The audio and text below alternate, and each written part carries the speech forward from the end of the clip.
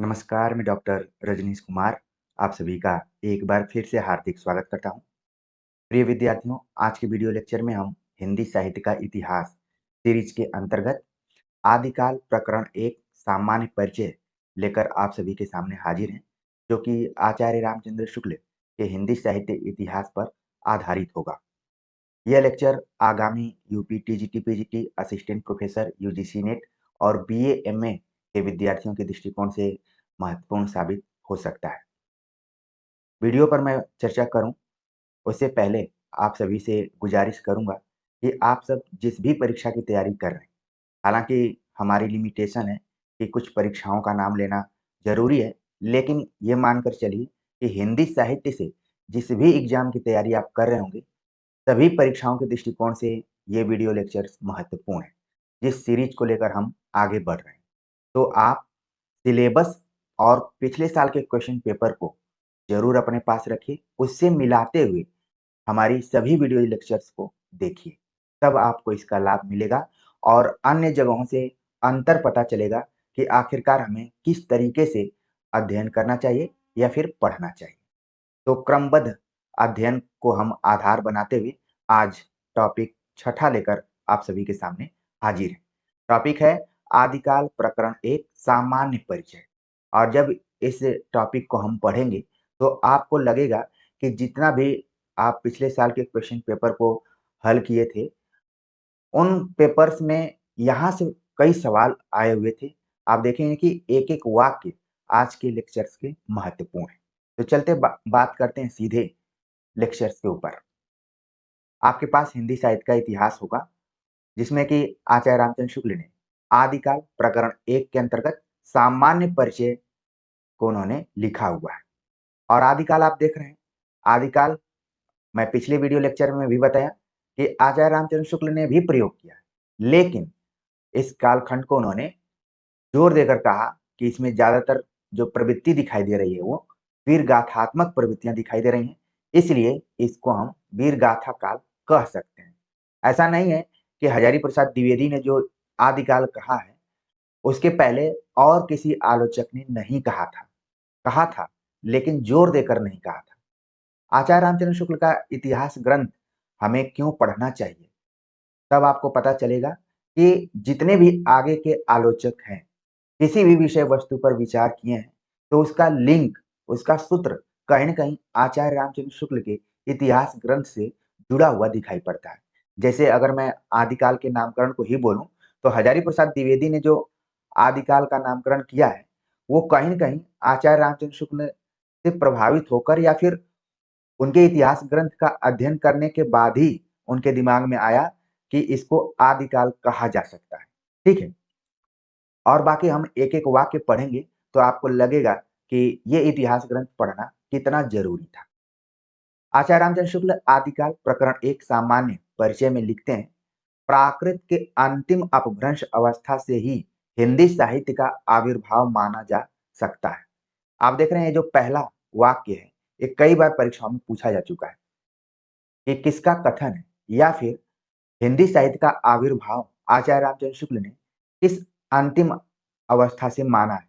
तो आप देख रहे हैं कि वाक्य भी महत्वपूर्ण है और साथ में प्राकृत के अंतिम अपभ्रंश अवस्था।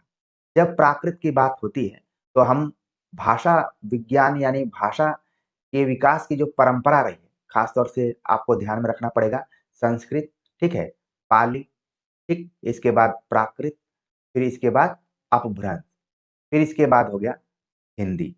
ठीक है, ये है मोटे तौर पर हिंदी भाषा के विकास की परंपरा। आमतौर पर हम पढ़ते हैं कि हिंदी की जनक संस्कृत है, लेकिन जब आप हिंदी साहित्य पढ़ रहे हैं तो आपको बीच की भाषाओं का भी ज्ञान होना चाहिए कि सीधे-सीधे हिंदी का संबंध संस्कृत से नहीं, बल्कि उसके पहले भी कई भाषाओं का विकास हुआ। उसमें बताया जा रहा है कि प्राकृत की अंतिम अपभ्रंश अवस्था।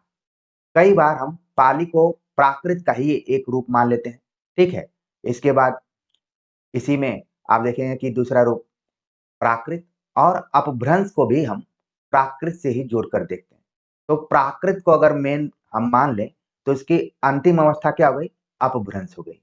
तो उसी चीज़ को यहाँ पर आचार्य रामचंद्र शुक्ल लिखते हैं कि प्राकृत के अंतिम अपभ्रंश अवस्था से ही हिंदी साहित्य का आविर्भाव माना जा सकता है। उस समय जैसे गाथा कहने से प्राकृत का बोध होता था, वैसे ही दोहा या दूहा कहने से अपभ्रंश या प्रचलित काव्य भाषा का पद्य समझा जाता था। ये दूसरा वाक्य भी आप देखेंगे कई बार परीक्षाओं में पूछा जा चुका है कि गाथा कहने से किस भाषा का बोध हो रहा है, वो है प्राकृत। कई बच्चे जल्दीबाजी में इसको प्रकृति भी कह देते हैं, लेकिन आपको ध्यान में रखना है ये प्राकृत है, जो कि एक भाषा का नाम है। गाथा कहने से प्राकृत का बोध होता था, वैसे ही दोहा या दूहा कहने से अपभ्रंश या प्रचलित काव्य भाषा पद्य समझा जाता था। तो आपको अपने नोटबुक में नोट कर लेना है इस तरीके से, गाथा को एरो देकर लिख लेना है प्राकृत, या फिर दोहा को या दूहा को इस तरीके से लिखकर अपभ्रंश लिख देना है। ठीक है? ताकि एग्जाम में आप देखेंगे कि यहाँ से भी सवाल पूछे गए कि गाथा का संबंध आचार्य रामचंद्र शुक्ल ने किस भाषा से जोड़ा हुआ है, या फिर दोहा या दूहा कहने से किस भाषा का रूप समझा जाता है। ठीक है? आगे लिखते हैं कि अपभ्रंश या प्राकृताभास हिंदी के पद्यों का सबसे पुराना पता तांत्रिक या योग मार्गी बौद्धों की सांप्रदायिक रचनाओं के भीतर विक्रम की 7वीं शताब्दी के अंतिम चरण में लगता है। अनुमान लगाते हैं कि ये जो अपभ्रंश की बात हम कर रहे हैं या फिर प्राकृताभास हिंदी की बात कर रहे हैं, तो इसमें लिखे गए पद्यों का यानी काव्यों का सबसे पुराना पता कहाँ पर है? तांत्रिक और योग मार्गी बौद्धों की सांप्रदायिक रचनाओं के भीतर विक्रम की 7वीं शताब्दी के अंतिम चरण में लगता है।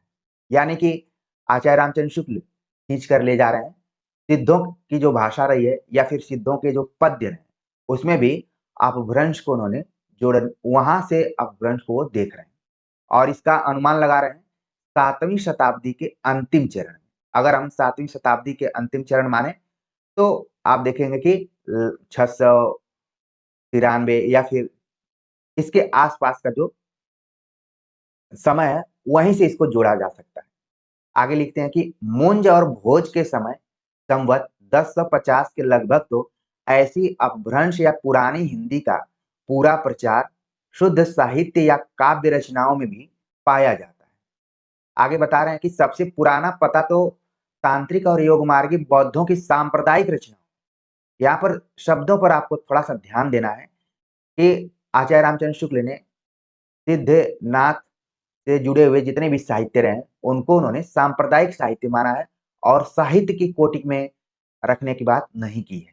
ठीक है, इसीलिए उनको लगता है कि जहां भी धर्म इत्यादि की बात की जा रही हो ज्यादातर वो सांप्रदायिक साहित्य के अंतर्गत है, वो शुद्ध साहित्य की कोटि में नहीं आता है।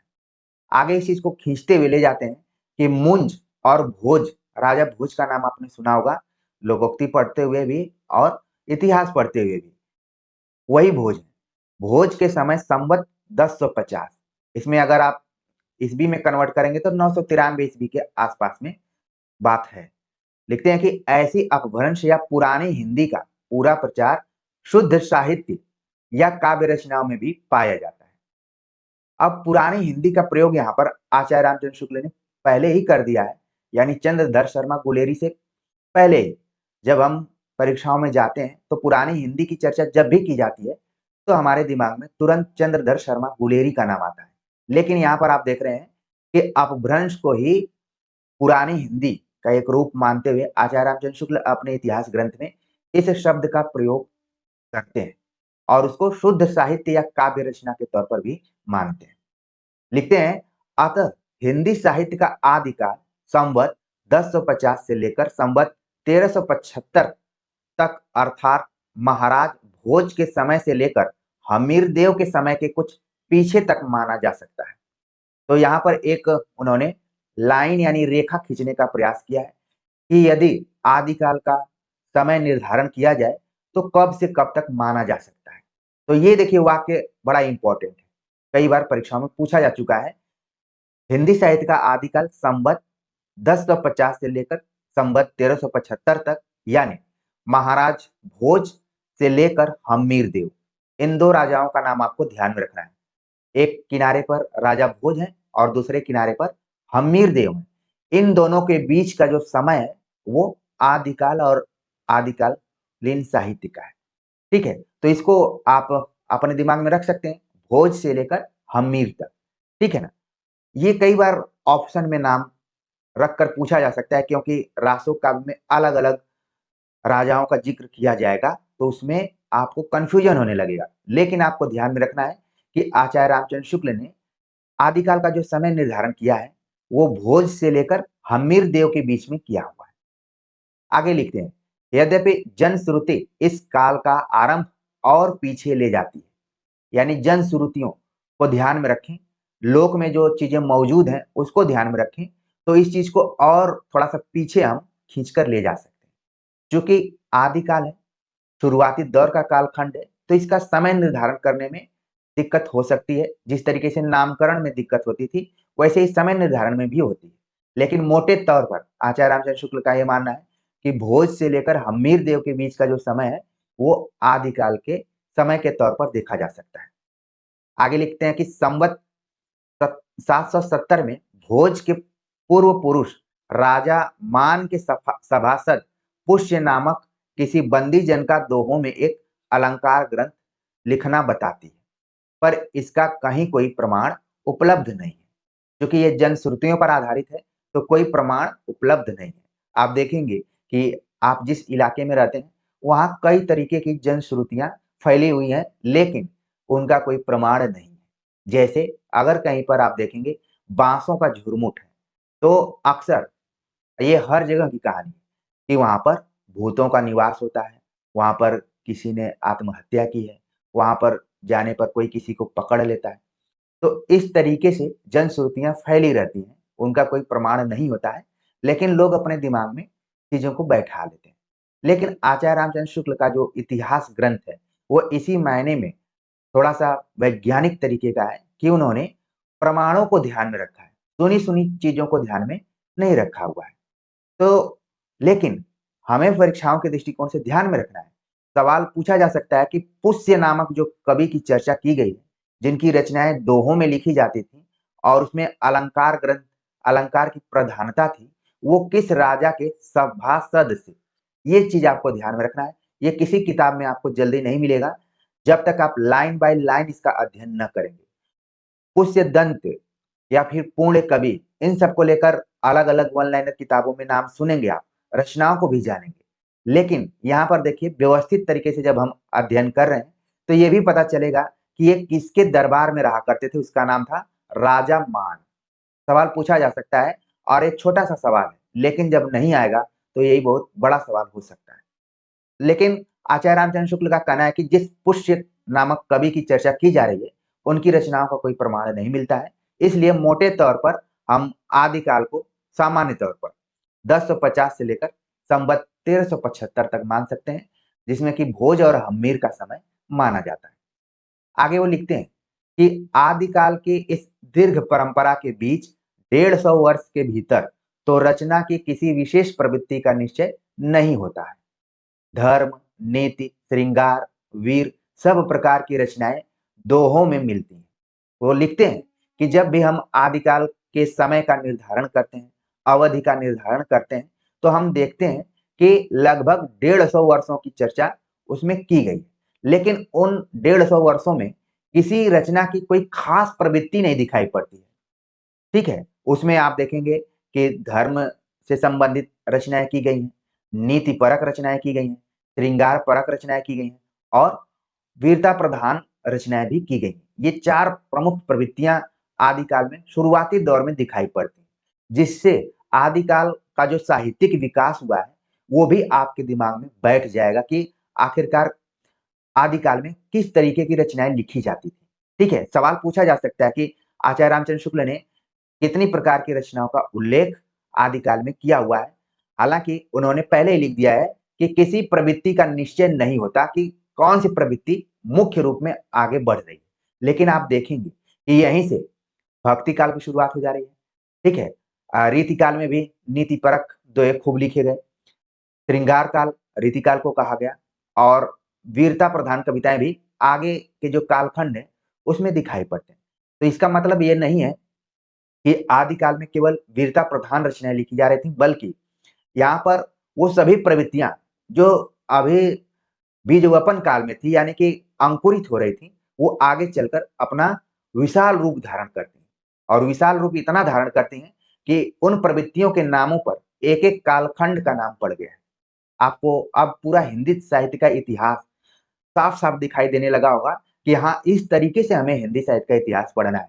हमें जल्दीबाजी में ऑफर्स वाले कोर्स को लेकर या फिर महान बनने वाले टीचर्स या फैकल्टीज से नहीं पढ़ना है कि आए और क्षण भर में हिंदी साहित्य का इतिहास समझाकर चले गए। इस तरीके से नहीं पढ़ना है, रुक कर ठहर कर पढ़ना है, ताकि एक बार आपके दिमाग में चीजें बैठ जाएं, तो लंबे समय तक बैठें।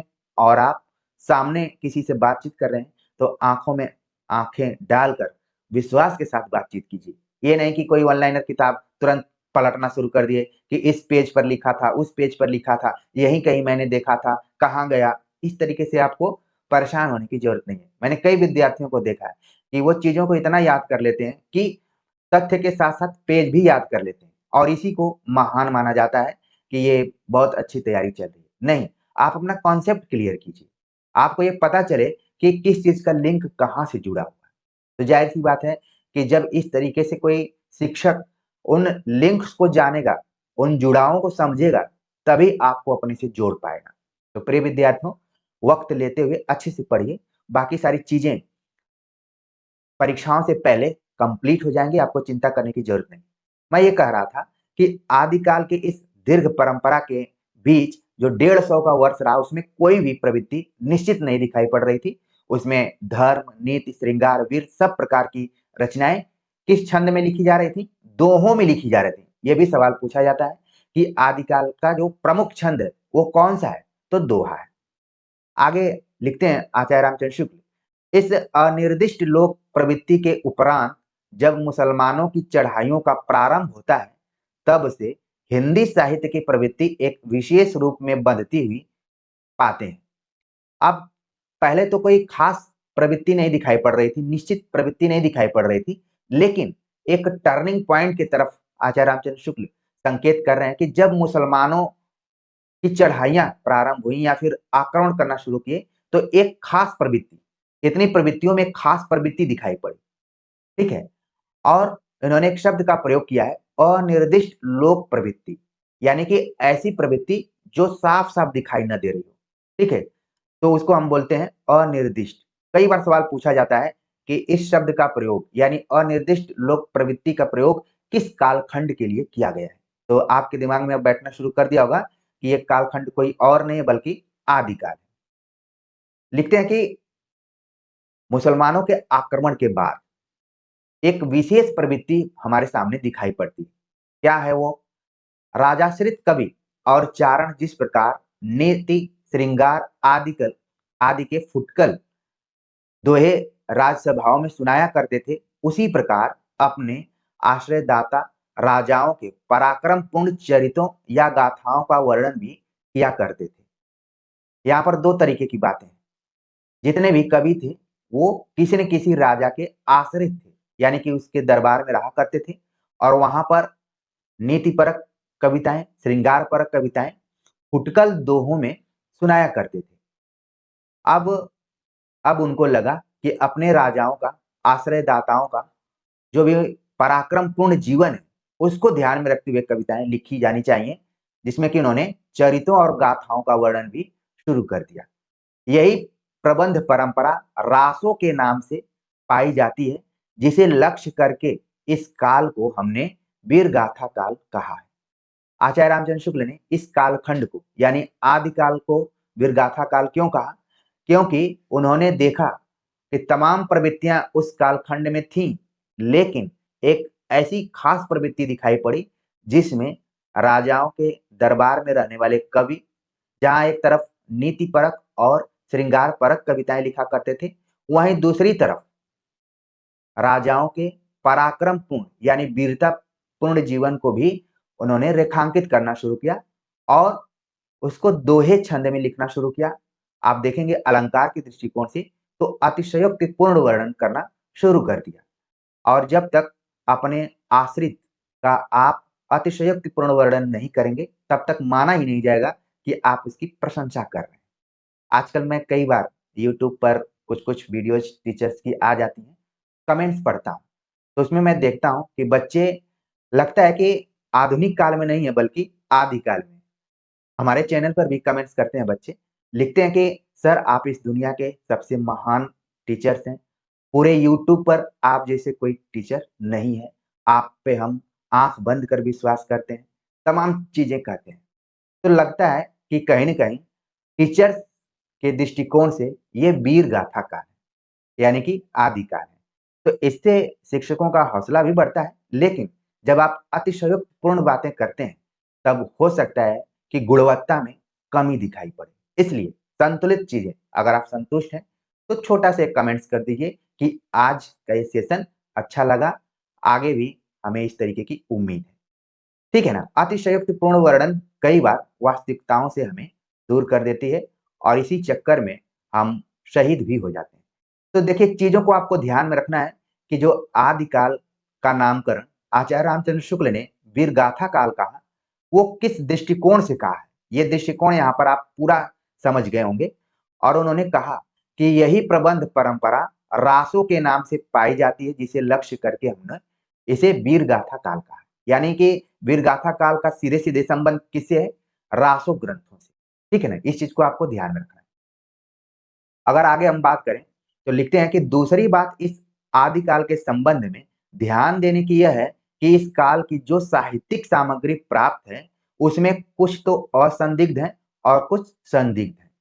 आदिकाल की दूसरी खास प्रॉब्लम ये रही कि उसमें जो भी रचनाएँ मिली, प्रामाणिकता के संदेह में घिरी रहीं। कुछ के प्रमाण मिलते हैं, कुछ के प्रमाण नहीं मिलते।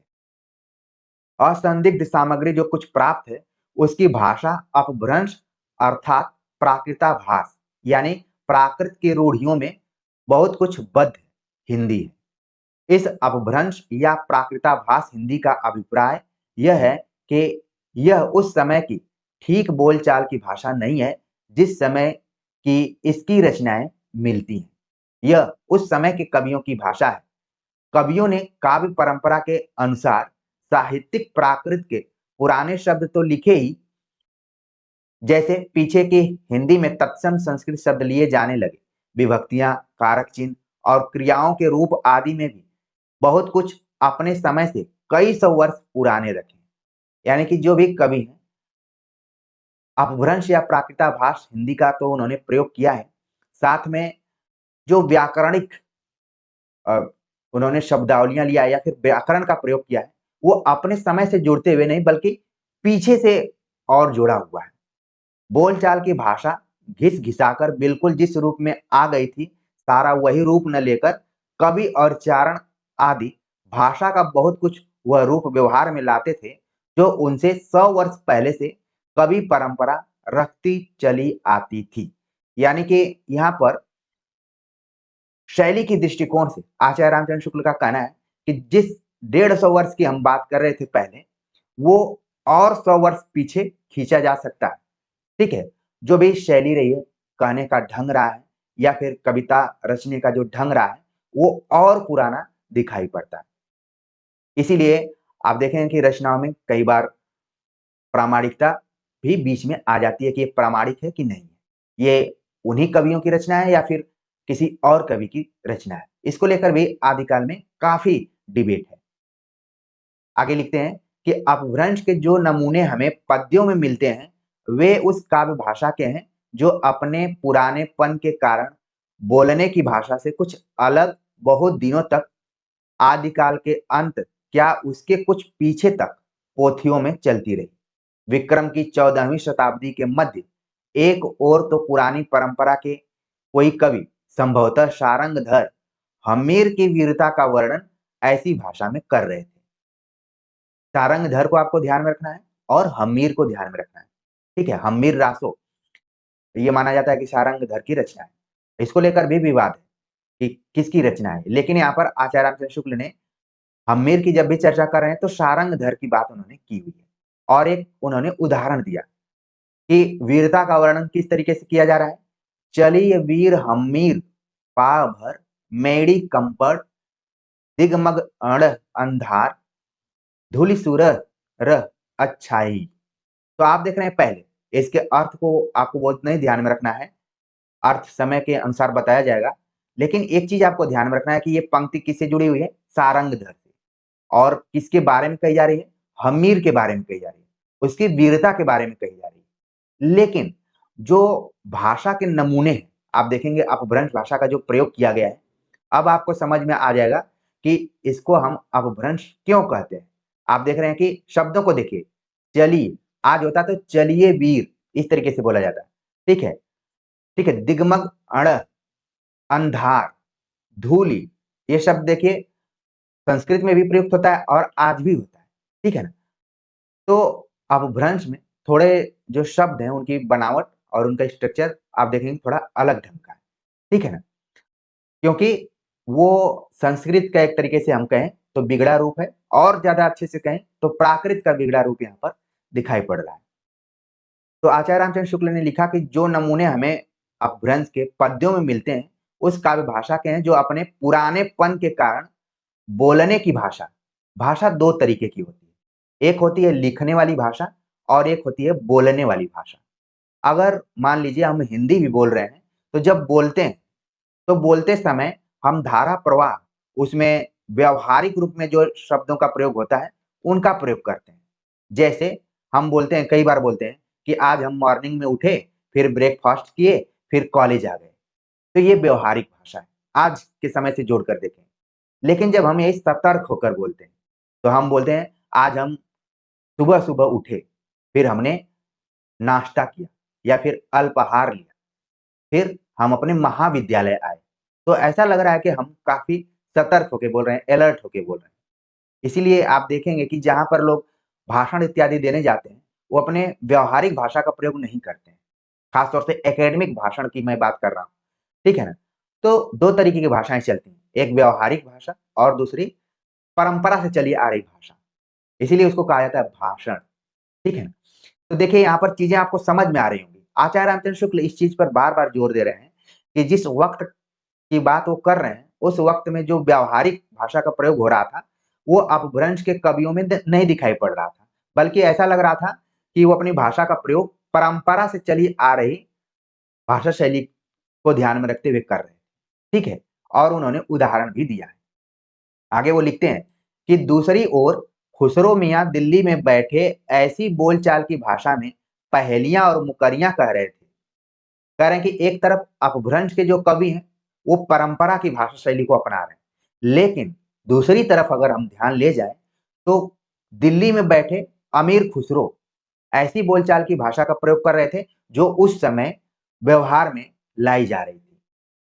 और उसमें किस शैली का प्रयोग उन्होंने किया है, पहेलियों का प्रयोग किया है और मुकरियों का प्रयोग किया है। मुझे याद आता है कि जब मैं छत्तीसगढ़ पब्लिक सर्विस कमीशन में असिस्टेंट प्रोफेसर का इंटरव्यू देने गया था, तो वहाँ पर एक एक्सपर्ट ने मुझसे पूछा कि पहेलियों और मुकरियों के लिए कौन जाना जाता है? और ऑन द स्पॉट मेरा दिमाग वहाँ पर ब्लॉक हो गया। अब मुझे याद ही नहीं आ रहा था कि कौन जाना जाता है। मेरे दिमाग में बार-बार पंचतंत्र की रचना आ रही थी। विष्णु शर्मा की जो रचना है पंचतंत्र, वो दिमाग में आ रही थी। और अंत में मुझे लगा कि मैं कोई इधर-उधर का जवाब दूँगा, दिक्कत हो जाएगी। तो मैंने कहा कि मैम मुझे याद नहीं आ रहा है।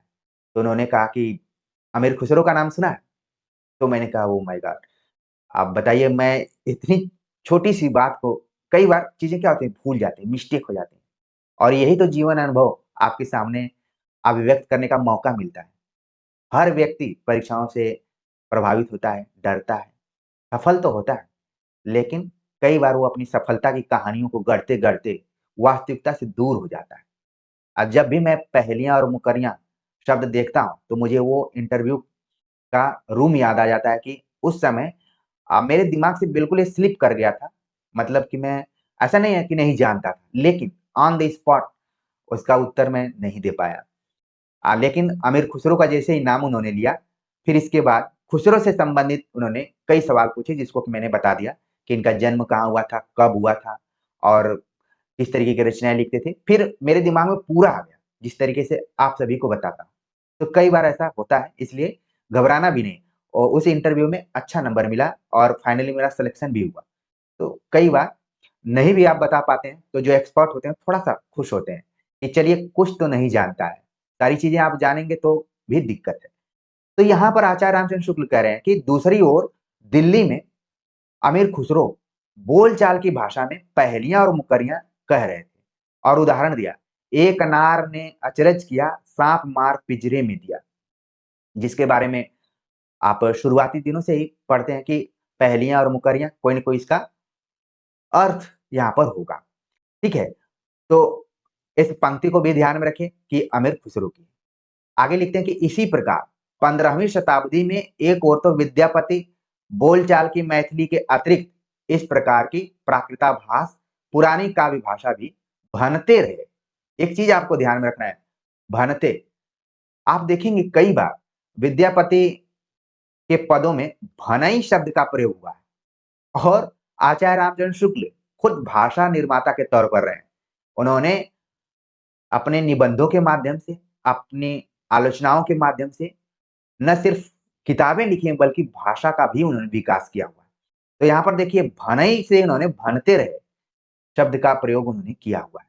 आप किसी और कवि में नहीं देखेंगे और इस चीज को और कोई बता भी नहीं पाएगा आपको।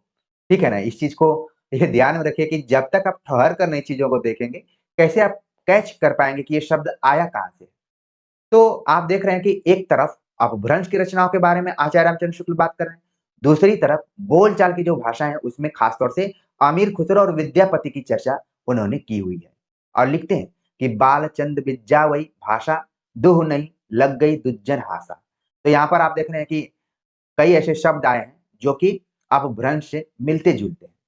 हालांकि विद्यापति ने बोलचाल की भाषा के रूप में मैथिली का प्रयोग किया हुआ है। इस कथन को भी आप ध्यान में रखिए, पंक्ति किसकी है। देखने में लगेगा कि ये कहीं चंद बरदाई की तो नहीं है, लेकिन आपको ध्यान में रखना है कि ये विद्यापति की है। आगे लिखते हैं, और दूसरी ओर कबीर दास अपनी अटपटी बानी इस बोली में सुना रहे थे। 3 कवियों का उल्लेख उन्होंने किया, एक अमीर खुसरो, दूसरे विद्यापति और तीसरे कबीर। तीनों की जो बोलचाल की भाषा है उसका इन्होंने तुलनात्मक अध्ययन किया। लिखते हैं कि अटपटी बानी में कबीरदास के लिए जिस शब्द का प्रयोग किया है वो अटपटी बानी के अर्थ में किया है, कि जिसका कुछ अता पता नहीं चल रहा है, कब कौन सा शब्द आ जा रहा है, कब कौन सा शब्द आ जा रहा है। अगिन जो लागी नीर में कंदो जलिया झारी, उत्तर दक्षिण के पंडिता रहे बिचारी बिचारी। तो एक तरीके से ये पंक्ति किसकी है? कबीरदास की है। और आप देखेंगे कबीरदास कभी संस्कृत के शब्दों का प्रयोग कर देते हैं, कभी अवधि के शब्दों का प्रयोग कर देते हैं, कभी खड़ी बोली का प्रयोग कर देते हैं, कभी ब्रज का प्रयोग कर देते हैं। इसीलिए उनकी भाषा को अटपटी बानी शब्द का प्रयोग किया और आगे चलकर आलोचकों ने पंचमेल खिचड़ी का भी प्रयोग किया हुआ है। लेकिन आप यहाँ पर देखिए कि आदिकाल का सामान्य परिचय प्राप्त करते हुए आचार्य रामचंद्र शुक्ल ने भाषा का विकास कैसे हुआ, साहित्य का विकास कैसे हुआ और फिर आगे चलकर भाषा का कौन-कौन सा रूप विकसित हुआ। एक तरफ पुरानी परंपरा से चली आ रही भाषा शैली और दूसरे तरफ लोक में प्रचलित जो बोलचाल की भाषा शैली था, उसका प्रयोग यहाँ पर कैसे किया जा रहा था, पूरा खुलकर दिखाया हुआ है। और मुझे उम्मीद है कि इन सभी चीज़ों को आपके सामने मैं अच्छे से प्रस्तुत कर दिया होऊँगा, ताकि आप अपने महाविद्यालय में जाएँ या विश्वविद्यालय में जाएँ और जब भी आपके शिक्षक, जिसको कि हम प्रोफ़ेसर कह सकते हैं, वो आपको पढ़ाएँ, तो मेरा भी लेक्चर आपके सामने कौंधता रहे, आपके सामने रहे। तुरंत आप वहाँ पर चीज़ों को समझ जाएँ। ठीक है? चलते हैं आगे बात करते हैं। लिखते हैं कि सारांश यह कि अपभ्रंश की यह परंपरा विक्रम की 15वीं शताब्दी के मध्य तक चलती रही। एक ही कवि विद्यापति ने 2 प्रकार की भाषा का व्यवहार किया, पुरानी अपभ्रंश भाषा का और बोलचाल की देशी भाषा का। तो विद्यापति का महत्व क्यों है? बिहार के जितने बच्चे हैं उनको मैं कहता हूँ कि आप विद्यापति की पहचान है। आप कहीं भी जाएँगे तो विद्यापति से सवाल पूछा जाएगा। ठीक है? उन्होंने बताया, यानी आचार्य रामचंद्र शुक्ल ने बताया कि विद्यापति इन तमाम कवियों में मात्र इकलौते कवि हैं, यानी इकलौते कवि हैं, जिनकी भाषा में 2 प्रकार का व्यवहार दिखाई पड़ता है।